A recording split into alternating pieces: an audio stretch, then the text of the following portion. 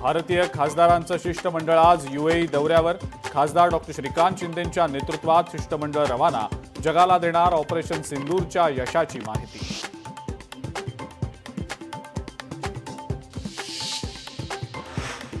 सातारा जिल्ह्यातल्या 4 तालुक्यांची तहान भागणार. महाबळेश्वर इथं नवीन धरण बांधण्याची तयारी सुरू.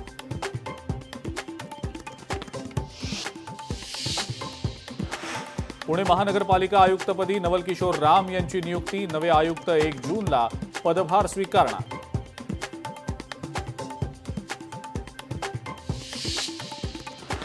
मुसळधार पावसामुळे सोलापूरकरांच्या घरात शिरलं पाणी. पालिकेकडून कुठल्याही उपाययोजना केल्या जात नसल्यानं नागरिकांमध्ये संताप.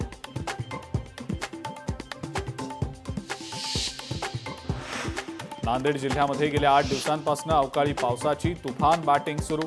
पावसामुळे शेती पिकांचं नुकसान होण्याची शक्यता.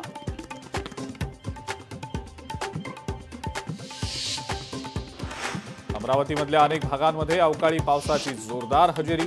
पावसामुळे काढणीला आलेल्या तीळ, कांदा आणि भुईमूग खराब होण्याच्या मार्गावर.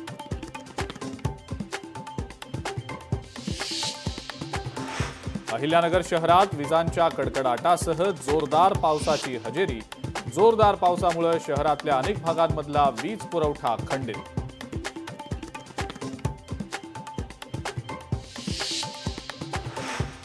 बीड शहरातल्या अनेक नाल्यांमध्ये कचऱ्याचं साम्राज्य. पालिकेनं नाले सफाईची मोहीम हाती घ्यावी, नागरिकांची मागणी.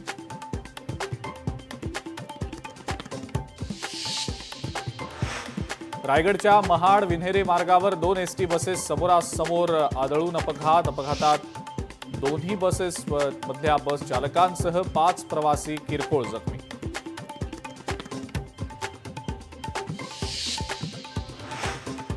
साताऱ्यातल्या यशवंत हॉस्पिटल समोर कोयता हल्ला. 3 जणांकडून एकावर हल्ला. हल्ल्यानंतर दुचाकीवरून हल्लेखोर पसार.